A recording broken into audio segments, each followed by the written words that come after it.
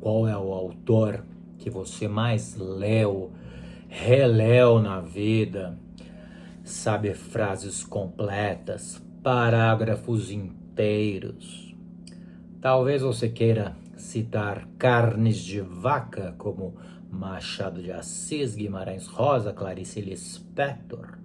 Mas se você é um autor de verdade, você tem que responder: eu mesmo. A escrita talvez seja das artes mais acessíveis, porque não só muita gente tem a técnica básica, a alfabetização, como também tem as ferramentas básicas, né? Seja um caderno, caneta, um computador, ou mesmo um celular.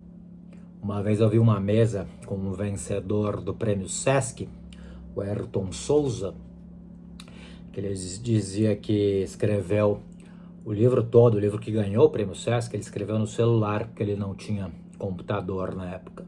Então quem quer faz. Mas se muita gente tem essas ferramentas básicas, o domínio da língua já é algo que vem com ou muito estudo ou muita experiência. Tem muitos autores que estão começando, que têm grandes ideias, grandes tramas, mas um português um quanto tanto precário. E a primeira coisa que eles precisam fazer é melhorar isso. Um livro não é feito de ideias, é feito de palavras. É aquela velha máxima que eu sempre falo. É uma obviedade que eu nem precisava falar aqui, que todo autor precisa ler muito.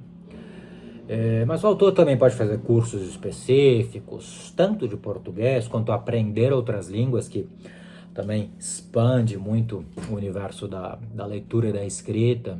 Agora, das coisas mais básicas que o autor pode fazer, que mais me incomodam quando o autor não faz, é autor que não relê o próprio texto. Muita gente tem dúvida se para enviar o livro para a editora, ou para um concurso, ou mesmo para uma leitura crítica, ele precisa estar todo redondinho, revisadinho. Quanto melhor revisado ele estiver, melhor. Mas se você tem um bom português, não precisa ser um português excelente. Se você tem um bom português, só de reler com o corretor ortográfico ativado, você já tem uma primeira revisão aceitável para encaminhar o livro para algum lugar. Lembre-se de que a revisão final, é a última coisa para ser feita num livro, até depois do livro já estar diagramado. Porque se o livro ainda está sendo escrito, ainda está sendo mexido, vai ter sugestões das editoras, ou da editora, de um leitor beta.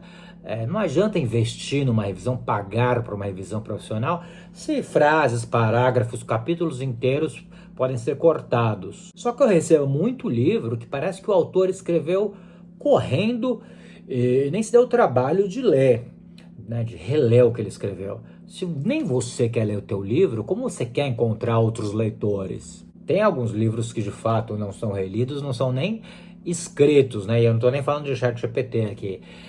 Eu já fiz preparação de muito livros motivacionais, aqueles livros de autodescobrimento, aquele povo maratonista que resolve escrever livros sobre superação, esse povo aí que faz corrida que resolve escrever é o pior. E muitas dessas coisas não são nem escritas, são transcritas, são ditadas, são depoimentos dessas pessoas que são ditadas para algum programa que transcreve, e daí o meu trabalho era reler e tornar aquilo de fato uma escrita. Mas aqui no caso do canal, não estou falando de escrita motivacional, estou falando de literatura, né, de ficção literária, que é mais o campo aqui o nosso campo aqui. Então, se é isso que você quer fazer, né, se você está aqui nesse canal, você vai ter que aprender a ler, escrever e reler o que você escreveu. Não se preocupe tanto com uma revisão literária perfeita. Deixa isso para os profissionais, para a editora, até porque a gente tem vícios de linguagens, coisas que passam, né, que a gente já está no automático, a gente não percebe. Então, o próprio autor revisar, fazer a revisão final do livro dele, nunca é recomendado, porque ele tem os vícios dele, palavras que ele lê automaticamente, que esquece que está faltando uma letra. Então, deixa isso para a editora. Mas só tenta fazer o seu melhor, o melhor que você é capaz de fazer. Com o tempo, a sua literatura, né, a sua escrita vai ficando cada vez melhor, mesmo mais redondinha. Eu mesmo comecei a carreira de escritor com o português longe do perfeito. A minha formação em comunicação, né? Eu entrei em letras na USP, mas larguei. E os meus primeiros livros eu escrevi com 22, 23 anos, né? Os primeiros livros que foram publicados eu escrevi com essa idade. Então imagina os erros que eu cometia. Só que depois de 25 anos de carreira, a minha escrita é muito melhor do que muita gente com doutorado que eu vejo aí que não sabe escrever, que não está fazendo isso todo dia há 25 anos, né? Eu vejo tantos doutores que me mandam uns originais.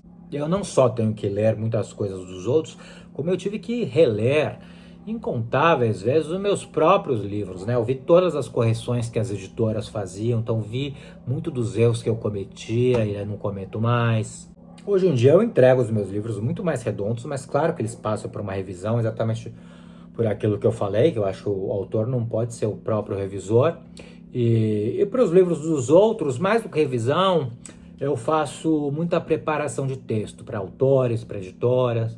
É o velho copydesk, né? Que não é só marcar erros gramaticais, ortográficos, mas apontar melhores formas de...